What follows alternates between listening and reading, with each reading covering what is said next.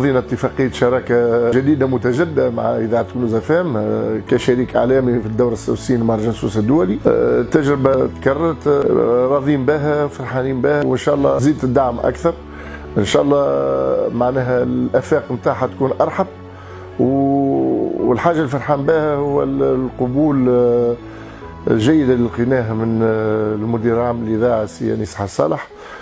شيء من متى ولا يستغرب، وان شاء الله شراكه مبروك علينا الناس كل، وان شاء الله مهرجان سوسه يكون موجود بكثره في البرامج اليوميه لاذاعه كنوز اف ام، وان شاء الله تكون التغطيه متميزه كالعاده.